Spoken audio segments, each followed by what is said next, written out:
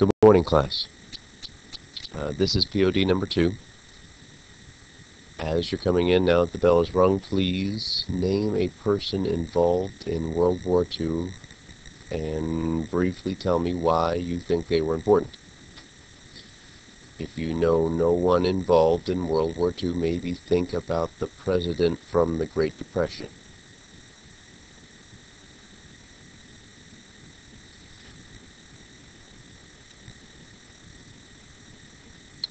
So finish up fairly quickly. I am at Scholar Bowl today. I'll be here this afternoon. We are getting close to the end of the third quarter. We're starting a new unit. Like I said yesterday, it doesn't look like we'll be having a test over World War II. However, we'll be going over a couple of things and having several assignments and a project due before the end of the quarter. So, today in class, the first thing that we're going to do is to pass out to you a KWL chart. You've seen these before. So I've quickly recreated one here in your K column. We're going to write down things we know about World War II. Try this one more time.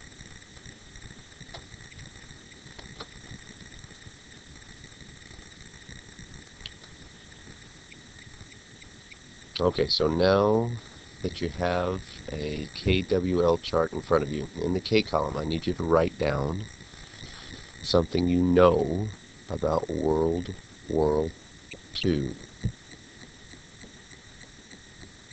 Think about it for a second.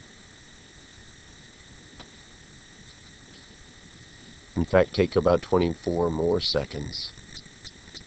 And in the K column, write down something that you know about World War II.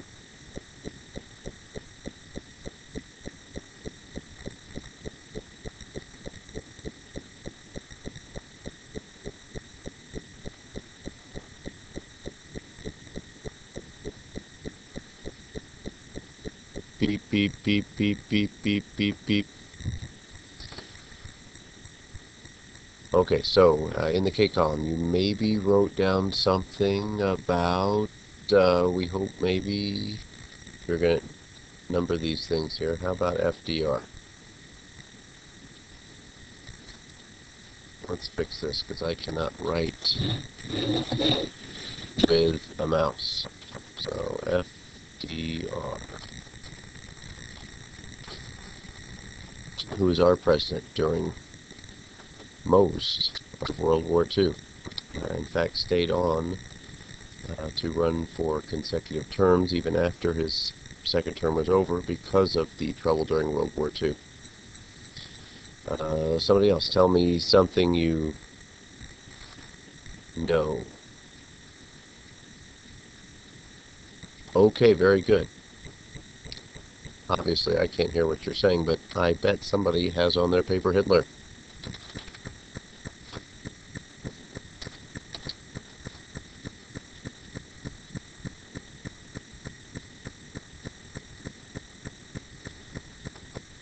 Not the most loving character that we'll learn about during World War II. Since we're kind of complimenting Mrs. Deason's class, or she is complimenting our class right now, how about Anne Frank? So you may know something about Anne Frank as you're reading her diary, The Diary of a Young Girl. We will continue to overlap with Miss Deason's class throughout the entire chapter. As you're continuing to fill out maybe a couple of things that you knew, maybe we could have gotten a couple of battles involved. So if we're looking at D-Day, and we'll go to find out that the D actually didn't really stand for anything, maybe also Pearl Harbor. So if you exhausted your brain and couldn't find anything that you knew about World War II, for sure you maybe knew something about Pearl Harbor. I'll do my FDR voice when we get back about the date which will live in infamy, the day Pearl Harbor was attacked. Okay, in the W column, this is where I'm going to give you about a minute to come up with something that you want to know about World War II. And before you turn the page on this, please, yes, you have to want to know something about World War II. And just like last test where you got to make the short answer questions, you get to maybe make a few questions over World War II on this test. So take a minute. Think about, how about two things that you want to know about World War II? Nothing is not an answer.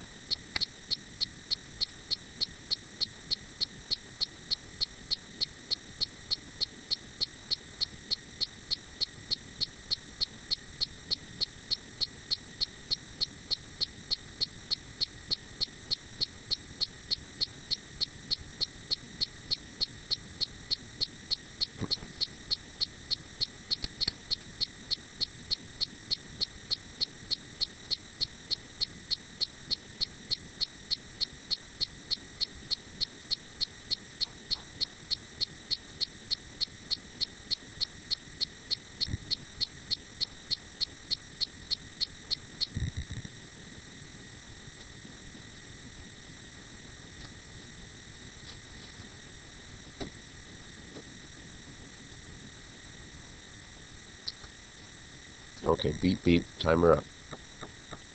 So W column, I'll let you keep your thing. We maybe will add those suggestions together, but how about we'll take a couple of great W answer. Who has a great W column problem that they would like to know about World War II? Okay, you could raise your hand or you could just tell me. So W column. Let's share a couple of those, and you can even pause for a second to go over some W questions. Okay, very good. The LCOM we'll be doing after our unit is over, and I may even take that for extra credit. The next thing I need you to do today is to open your books. Today you're going to be on page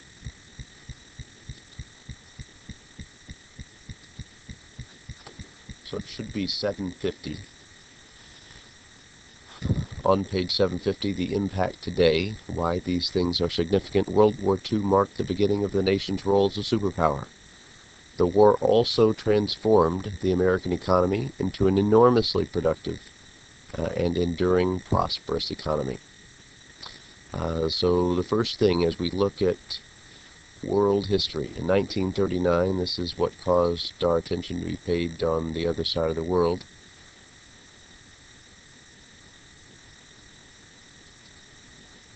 Is Germany seizes Czechoslovakia. So this is going to be significant. We'll call some of this area the Sudetenland. And Germany, who was in shambles after World War I, has now rebuilt itself and is flexing its military muscles, which it has built up once again. Next thing, in 1940, German troops occupy Paris, and Germany bombs Britain. The Battle of Britain is going to be one that we will spend some time talking about, as Britain is our closest ally, although it is important that you realize we are not yet involved in World War II. Paris and Great Britain are both our friends from World War I. We feel obligated. However, we are still the 8th grade N-word for where you don't choose sides. It's, yes, that's right, neutral. Okay, so to American history, 1940, Selective Training and Service Act passed. We had this from World War I. What's a fancy word, or a fancy 5-letter D word for the Selective Training and Service Act? All right, very good. It's a draft. The next year, 1941, was a year for the record books. Germany previously had an alliance with the Soviet Union, but in world history, they attacked the Soviet Union. When I said the word alliance, I meant kind of an agreement. So the Soviet-German non-aggression pact was going to be an agreement between Hitler and the Soviet Union that the Soviet Union would not attack Germany if Germany didn't attack the Soviet Union. This will just be a lesson to the Soviet Union: never trust Germany. We may see that as a common theme today and on through the chapter. In 1941, December 7th, 1941, we enter the war.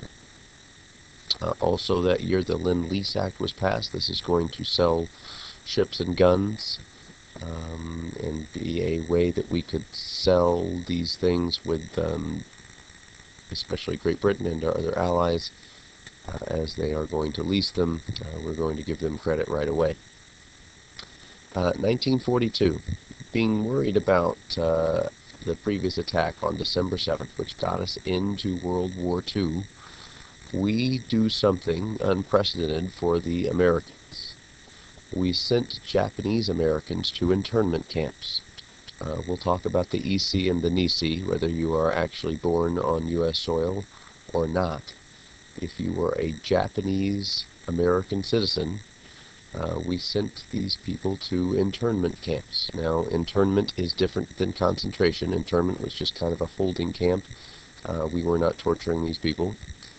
However, we said, hey, you got a couple days to move, and we're going to put you inside the desert, inside the interior parts of the country. So we moved a lot of people from California, Oregon, Washington, who were of Japanese descendants, to the deserts.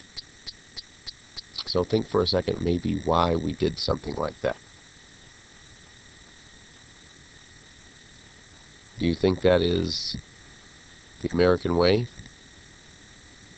This seems like something that the Germans would do. We'll explain much more about internment camps, but we were concerned that the Japanese may aid in another invasion. Maybe not just Pearl Harbor, maybe they would attack California. And finally, in 1942, the bottom portion here, the United States joined the Allies in World War II. As you're looking at the next page, I have to move and you don't. This picture here is one for the record books. This is Hiroshima after an atomic weapon was dropped on it. Your book may be more clear and easier to see, but we will look at the devastation. A nuclear blast sustained massive casualties to the Japanese. So we dropped the first bomb on Hiroshima, and the Japanese refused to surrender. So a couple days later, we dropped a second bomb on Nagasaki. The United States remains the only country to have ever dropped an atomic weapon on anybody in the history of warfare. However, Japan refused to surrender. Harry Truman gave them a warning, and the bomb dropped. And then another. Other things in world history. Before we move on here, we have D-Day. Allies land in Normandy in France in 1944. The Americans were going to be very influential. In fact, Eisenhower, future President General Eisenhower in this chapter, is going to devise a plan that cost the lives of many young Americans, including my great-uncle Leonard.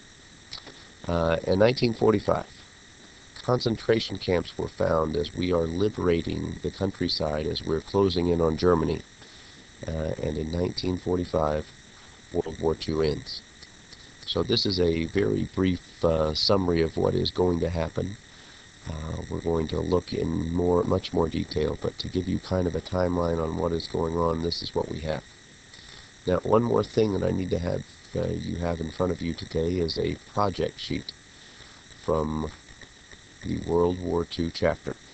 This will be due before the third quarter is over. It is mandatory. It's 115 points. You have 3 options. You must choose one and only one. Now, if you look at my computer desk, Brockton's older brother, Lucas, who just graduated last year, did a project for me, and you can see it hanging over there. I hope to hang some of your projects over, but he did a model or a poster over Anne Frank. The option number 3 down here at the bottom, since this is the most popular option, we'll start there. So option 3 allows you to make a poster, a diagram, a video, which I've had some pretty good videos that I'll show you some examples along through, or a model of a battle or a person during World War II. Like you can see, Lucas is there. It's framed and it's got a cover. One of the better ones I've seen in 9 years of doing this. But as we look at some of these different options, you can pick a person or a battle. Now it's on again, the no repeats from the first question here. I don't want to see the same Battle of D-Day or same Pearl Harbor model over and over. So first come, first serve. You call it. You tell me what you want to do, and we'll put you down for that. Oh yeah, option number 2. You've got this sheet in front of you. I'm just kind of giving you the summary. Option 2 is to interview on video a World War II veteran. Come prepared to the interview with 10 questions. As you read some of that there, it gives you a little bit more detail. Now, the World War II veteran, the war ended in 1945, so they're probably getting up there a little bit. If you could do this interview on video camera or your cell phone, that would be great. And if you could keep them kind of going with 10 questions that you ask, please don't ask a 90-year-old person, a veteran from World War II, did you kill anybody? So come up with some tactful, good, high-quality questions. I can help you out if you need me to. We don't have to go there. Okay, last option. Option number 1 is to do a paper over a topic. Now, this topic could be a person or a battle that interests you during World War II. Each member of the class must pick an individual person or a battle that was important to the war effort. And again, no repeat. So this is